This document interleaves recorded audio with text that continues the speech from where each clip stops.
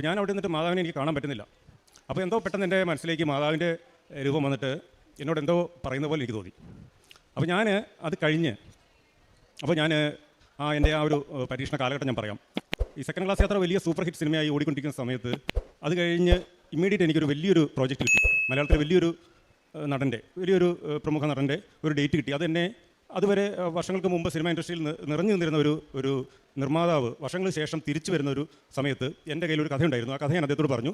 അങ്ങനെ ഞങ്ങൾ ഈ നടനോട് പറയുന്നു, അദ്ദേഹത്തിന് ഇഷ്ടപ്പെടുന്നു, ഞങ്ങൾ പ്രോജക്റ്റ് നീക്കുന്നു. അങ്ങനെ പോകുന്ന സമയത്ത് മറ്റൊരു സിനിമ വന്ന സമയത്ത് ഈ നടൻ നമ്മളോട് പറഞ്ഞു, നിങ്ങൾ ഈ സബ്ജക്റ്റ് അവിടെ നിൽക്കട്ടെ, വേറൊരു സബ്ജക്റ്റ് കുറച്ചുകൂടി ഒരു വലിയൊരു ക്യാൻവാസിലുള്ള ഒരു സബ്ജക്റ്റ് എന്നോട് ചോദിച്ചു. ഞാൻ ഒരു സബ്ജക്റ്റ് പറയുന്നു. അപ്പോൾ അത് ചെറിയൊരു ബജറ്റിന് പകരം വലിയൊരു ബജറ്റിലേക്ക് പോകുന്ന സമയത്ത് ഈ പ്രൊഡ്യൂസർക്ക് അദ്ദേഹത്തിൻ്റെ കയ്യിൽ സാമ്പത്തികമില്ല. അപ്പോൾ ഞാൻ ഒരു നാട്ടിൽ കോട്ടയത്ത് എൻ്റെ ഒരു 2 ഏക്കർ സ്ഥലം വെച്ചിട്ട് കാർഷിക വായ്പ സിനിമയിൽ നിൽക്കാൻ വേണ്ടി ഞാൻ മദ്യപിക്കുകയോ പുകവലിക്കുകയോ ഒന്നും ചെയ്യാറില്ല. പക്ഷേ എൻ്റെ വീട്, എനിക്കൊരു മോളുണ്ട്, വൈഫുണ്ട്, ഞാൻ കുടുംബം വാടകയ്ക്കാണ് താമസിക്കുന്നത്. അപ്പോൾ ഇതിൻ്റെയൊക്കെ കാര്യത്തിന് വേണ്ടി ഞാനൊരു കാർഷിക വായ്പ എടുത്തു. അത് 9 ലക്ഷത്തോളം രൂപയുണ്ടായിരുന്നു. ആ 9 ലക്ഷം രൂപയോളം എനിക്ക് ബാങ്കിൽ, എൻ്റെ ഫാദർ മരിച്ചുപോയി ബാങ്കിലായിരുന്നു. അപ്പം ബാങ്കിൽ നിന്ന് SBTയിൽ നിന്ന് പൂജപ്പുരയിൽ നിന്നൊക്കെ എനിക്ക് വിളി വരുന്നു, എന്നും വിളിക്കുന്നു. അപ്പോൾ ഞാൻ ഈ പ്രൊഡ്യൂസർ എൻ്റെ കൂടെ എപ്പോഴും ഉണ്ട്, എൻ്റെ വീട്ടിൽ വരുന്നു. അദ്ദേഹം ഒരു പക്ക ഫാമിലി മാനാണ്, വെൽ ഡ്രസ്ഡ്, വെൽ ജെൻറ്റിൽമാൻ. അദ്ദേഹത്തിനും എന്നെപ്പോലെ തന്നെ ഒരു മോളാണുള്ളത്. അവർക്ക് ഒരു ട്രീറ്റ്മെൻറ്റ് ഒക്കെ കഴിഞ്ഞിട്ട് കുറേ കഴിഞ്ഞിട്ടാണ് ഒരു കുട്ടി ഉണ്ടാകുന്നത്.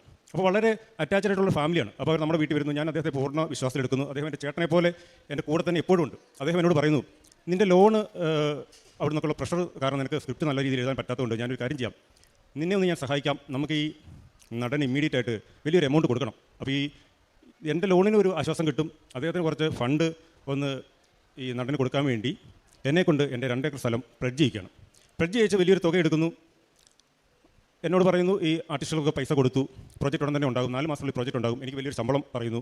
അങ്ങനെ ഞാൻ ഇതിന് പുറമെ തമിഴിലെ വലിയ 2 നടന്മാരെ കൂടെ ഈ സിനിമയിൽ കാസ്റ്റ് ചെയ്യുന്നു. അവരോട് പോയി കഥ പറയുന്നു. അവരെയൊന്നും എനിക്ക് പരിചയമില്ല. ഈ 3 നടന്മാരെ എനിക്ക് യാതൊരു പരിചയമില്ല. എല്ലാവരുടെ ഞാൻ കഥ പോയി പറഞ്ഞ ആ ഒരു പരിചയം മാത്രമേ ഉള്ളൂ. അവരെല്ലാം നല്ലപോലെ എന്നോട് എൻ്റെ സബ്ജക്റ്റ് കേട്ടിട്ട് മാത്രം സമ്മതിക്കുന്നു. വലിയൊരു ക്യാൻവാസിൽ ബൈലിംഗ്വലായിട്ട് തമിഴിലും മലയാളത്തിലുമായി സിനിമ ചെയ്യാനൊരു അവസരം എനിക്ക് വരികയാണ്.